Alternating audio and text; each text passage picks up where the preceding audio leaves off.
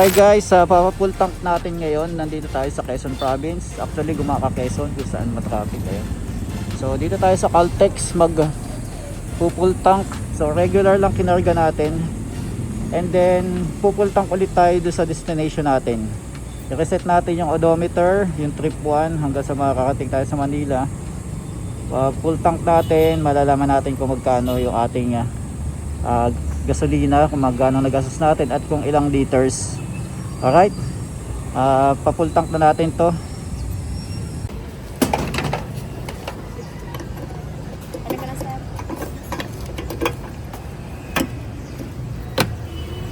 So ito yung ating gas.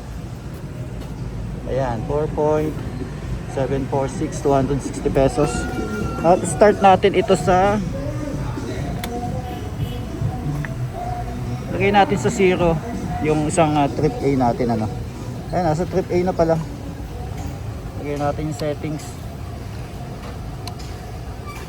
Ayan, reset natin to. Reset. Okay. Ayan, so 0-0 na siya. 0-0. Thank you. Alright, let's go. Full tank na tayo. Exciting to, exciting.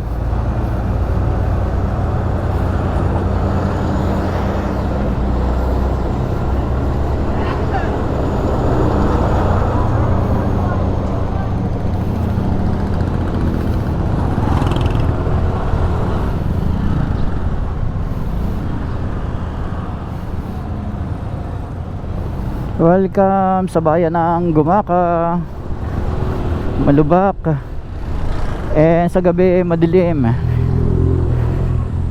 So taga rito tayo guys. Dito tayo pinanganak. Bakit minamak ko yung bayan ng Gumaka? Pero seryoso guys, sa dami ng pupunta ditong rider, isa ito sa nireklamo nilang kalsada na sakupan ng Gumaka. Pero actually hanggang Lopez Calawag na yan eh, Pagbilao.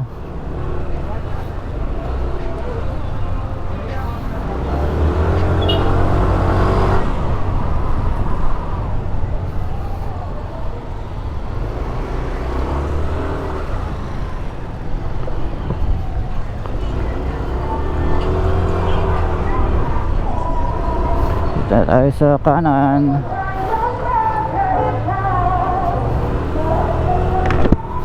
So yun na nga guys, hindi lang naman tayo mismo ang taga rito sa Gumaka nagreklamo sa kalsada, marami.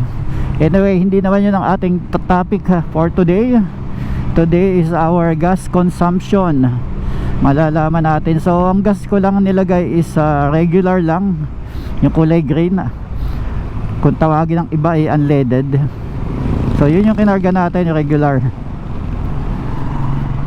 At pagdating ng Manila, gaya na sabi ko, full tank ulit natin. Malaman natin kung ilang kilometer per liter ang kayang takbuhin.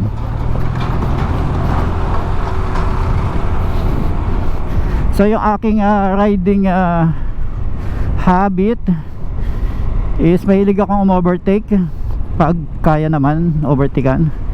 And then gagamit din tayo nitong pedal shift. Itong nasa manibela natin. Pag magmamanual tayo, kailangan natin umakyat or umahon na matataas na lugar, gaya dito sa dadaanan natin sa diversion road. Tapos yun, so mix yung ating riding habit, ano. Hindi automatic lang, tapos meron ding dadaanan na may mga lubak-lubak, syempre may rektahan. Hindi ko alam kung baka may ulanin pang madadaanan.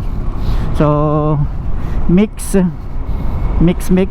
walang specific na speed, wala din tayong speed limit. Subukan din natin yung top speed natin. Alright, at yun, wala na masyadong traffic dito. Papasok tayo ng diversion. Sarap. So ito yung diversion namin guys sa Gumaka, Quezon. Tapos na tayo dun sa kalahati, kasi dito tayo sa may almost middle nanggaling.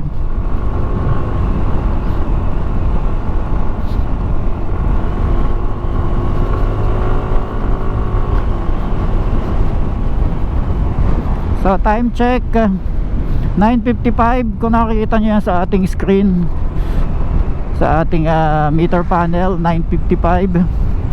Ayun. Wow. Dati wala pa tong kalsadang to. Grabe ang traffic sa bayan ng Gumaca, Quezon. So dito naman nagsusulputan bigla, maraming bahay-bahay, mga kainan. So magkokos din yan ng traffic sooner or later. Ay, bitin tayo. My goodness, may tricycle. Belo ulit, belo. So kung nakikita nyo yung truck sa unahan ko, ayun, oh, ang dami na diyang nadisgrasya. Ang dami diyang nag-overshoot sa kaliwa at kanan. Kasi isa yan sa matarik itong lugar na to. Tapos buti nga meron ng shoulder, oh. Dati nandito yung isang video ko ng NMAX. NMAX pala yung dala natin, yung ating ADB 160. So nag kilometer test din tayo ng mileage ng gas. Dito din tayo umuwi nun kasi dito tayo ang probinsya, dito probinsya natin. So dito sa gabi kapag dumaan ka, napaka dilim. Kita nyo naman, wala namang mga poste dito ng ilaw, oh. Pero safe naman. May mga ilan daw na hold upper. Wala naman ako na experience. At saka ang dami nang dumadaan dito private vehicle, kasi pagdating sa mga truck talaga ang hirap dumaan ng truck dito. Para silang umaahon ng Cordillera.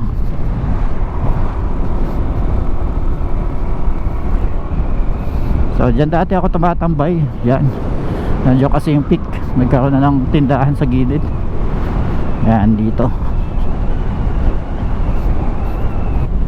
Ayan yung main road.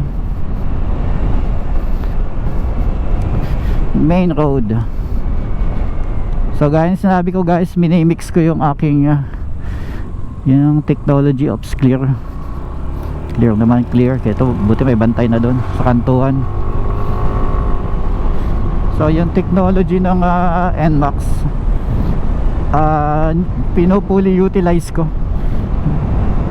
yung kanyang turbo shift. Alangan.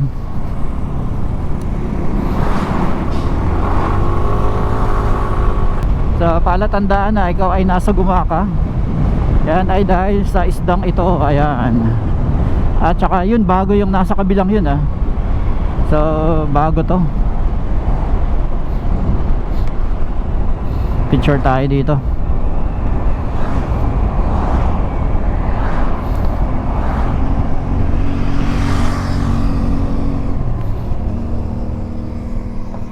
Yun, oh.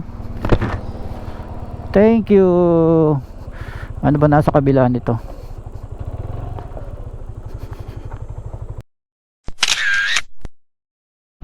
Okay guys, sa Timonan, Quezon. At mayroong port dito. Soon mawawala na rin yung port na yan. Nagiging tambayan na lang yan, or fishing. Ayan, oh. Kasi pag natapos yung tulay sa Honda-Agua, hindi mo na kailangan sumakay ng Roro. Bitukang manok dito sa Atimonan, Pagbilao. Actually dalawa ang nakakasakop dito, Atimonan at saka Pagbilao, Quezon. So hati sila dito sa sigsag.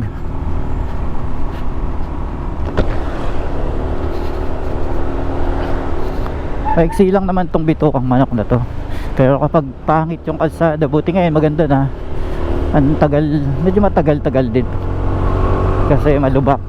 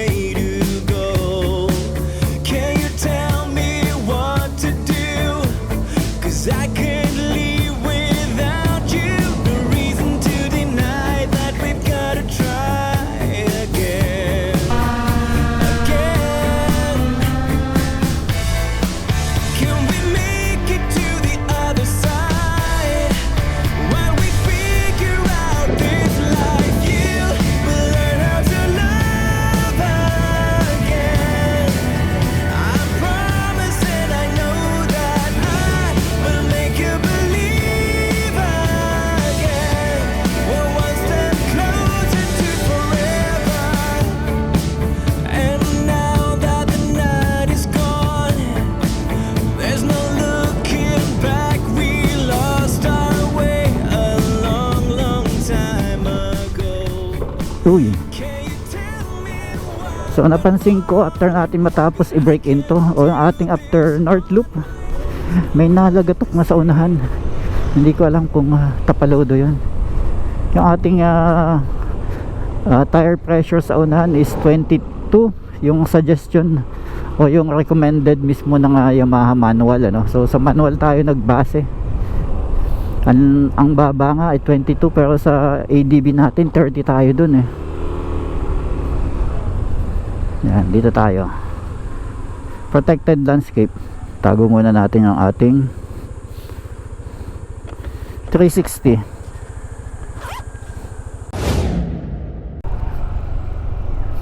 Okay, umpisa na ulit ng kalbaryo ng Lubak. Makababa na tayo ng Odd Zigzag Road. At kung may chance sumingit sa kanan, dadaan tayo sa kanan. Alright. Yun o. Kasi uy, gumana yung ating ABS. Nagulat ako.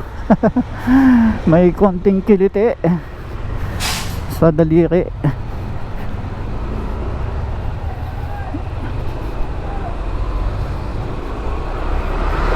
Ang pangit ng kalsada. Wala na tayong choice.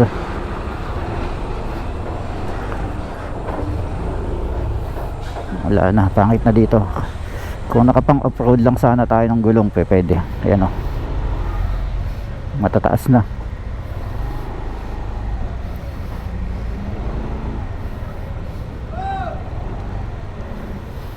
Yan, di natin kaya yan. Ayan o, maawa naman, NMAX natin dyan. A few moments later. Yo guys, dito na tayo ngayon sa Tayabas.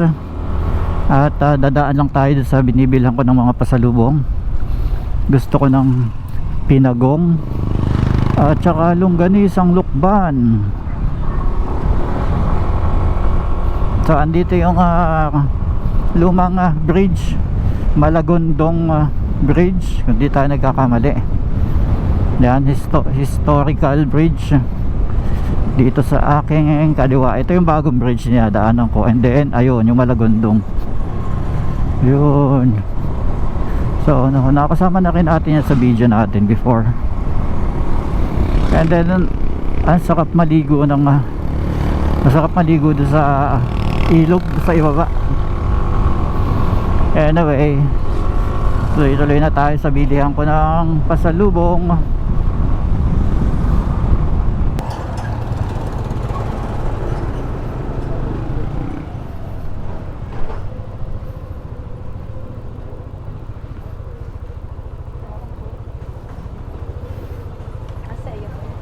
Pinagong. Oh, di ba? Saglit lang, nasa Lukban na tayo. Unfortunately, yung kanilang welcome arc is ginagawa pa din. Ito, ayan. Welcome to Lukban. So, nasira na yung kanilang welcome arc. Buti naman ginagawa na nila.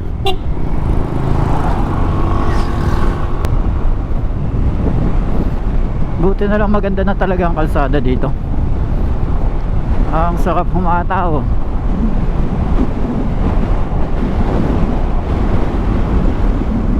Try nga natin yung ating top speed once and for all. Ayan, dito top speed.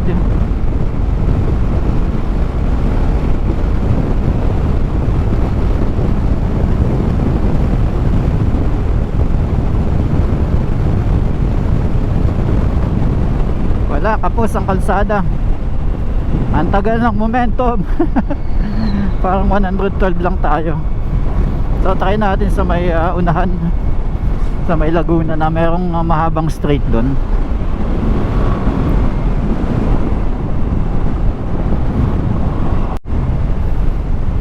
Ang sarap dito sa kalsada na to, ang lapad. Tapos asphalt pa. Kukunti pa dumadaan, kaya gustong gusto ko dito sa lugar na to. Smooth na smooth.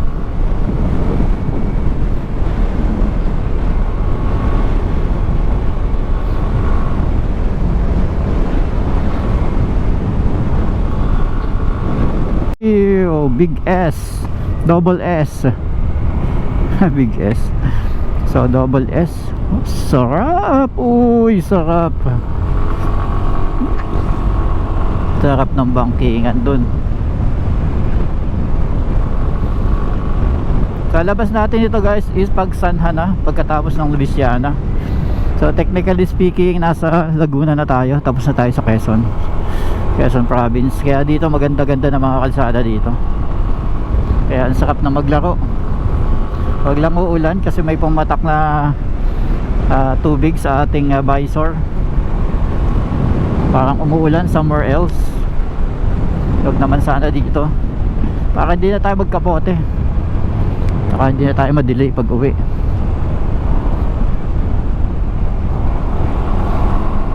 Right guys, Pagsanha na, bayan ng Pagsanhan. Ang napansin ko lang, kapag nag 100 na tayo kilometer na takbo, saka lang lumalabas yung bawas, yung isang guhit. Actually dalawang guhit yun pero sa graphics parang isa lang. Ayan so nabawasan na tayo, konti pang oras, nasa Antipolo na tayo. So 116 km, time check 12:49. Kamalis tayo around 10, 11, 12, so 1:49. 2 hours and 49 minutes na almost yung ating tinatakbo. Siyempre may mga tigil-tigil tayo dyan dahil bumili tayo ng pasalubong. Nag CR tayo at nag Coke. Yan. So hindi tayo kakaliwa, kundi dito tayo sa diretso, dahil di naman tayo dadaan ng expressway.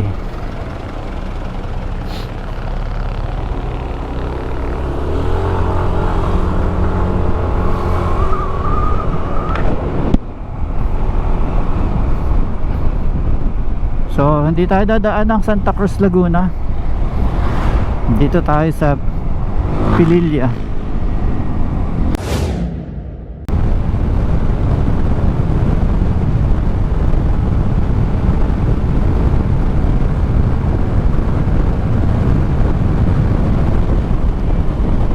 $119 lang, wala na.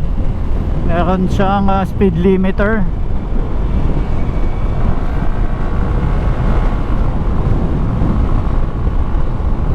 So pwede siguro to kapag pinarimap natin, kasi meron siyang speed limiter hanggang 119 ba, 120, basta ganun lang din. Kakatuwa itong balete dito, ayan boom, gitnang gitna. So iniwasan na lang siya, ayun, laki, ang lamig do sa lugar na yun. So iniwasan ng kalsada yung balete, palaki na ng palaki. Andito na tayo sa paakyat ng Pililla, dito sa may mga windmill, pero hindi na tayo dadaan sa mismong windmill. Dito tayo sa kabilang side.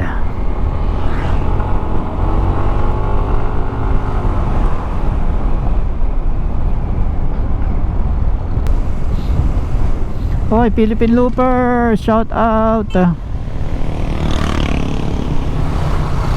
Mga Philippine Loopers, binusinahan tayo kasi nakita yung ating harapan. Meron tayong sticker na Philippine Looper.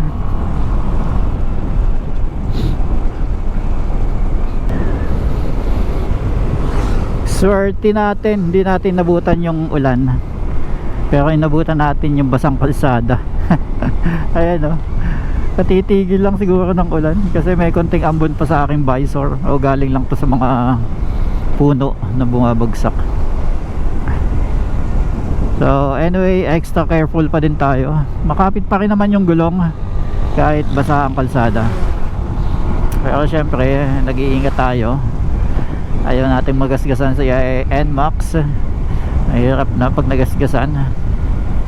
Bibili pa tayo ng fairings. Chill na lang tayo.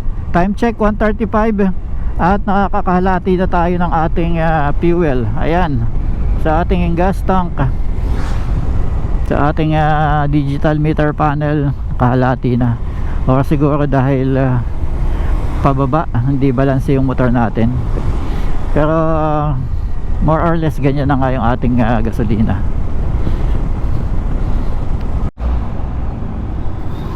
Okay guys, tapos na tayo sa Pililla. Next town natin is Baras, Rizal, and then Teresa, tapos Antipolo na. Yay!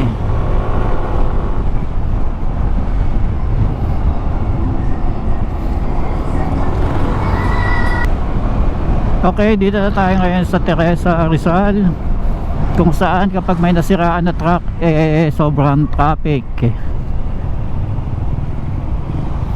Konting-konti na lang, makakauwi na ako.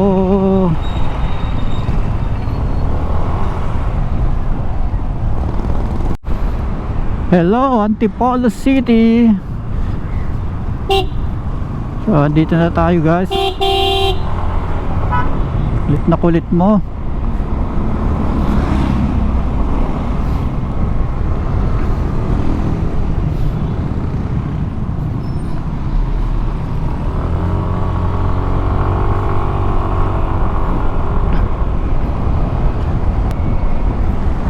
Ito na yung Balete sa gitna ng kalsada, tapat ng Robinson. Ayan oh. Uy, ganda ng parking ng multicab dun ng tuk-tuk. Ayan oh, Robinson's Place, Antipolo.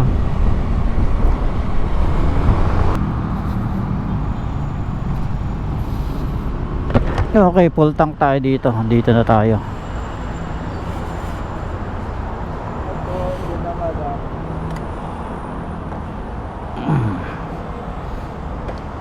Full tank. Regular. Yun, tawag kayo ni Kuya ano. Okay guys, na ito yung ating fuel consumption. 4.4 liters. So 251.40, 56.43 per liters. So naka 4 liters pala tayo.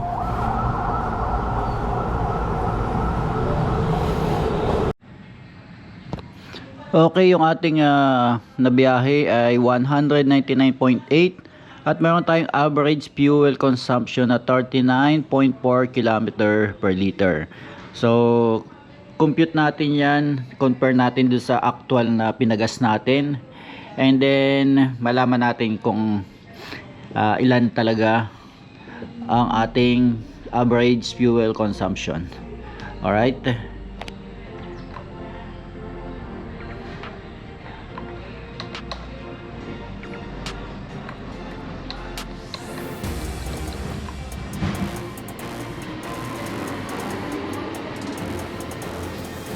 so dito sa isang info, so ang average speed natin ay 45 km per hour, and then average fuel 39.4 km. Ayan, kung nakikita nyo, medyo may na-reflect sa ating screen gawa ng araw. So yung trip time natin 72 hours and 40 minutes. So average speed 45. So yun, compute natin kung ito yung 39.4 km per liter. Alright.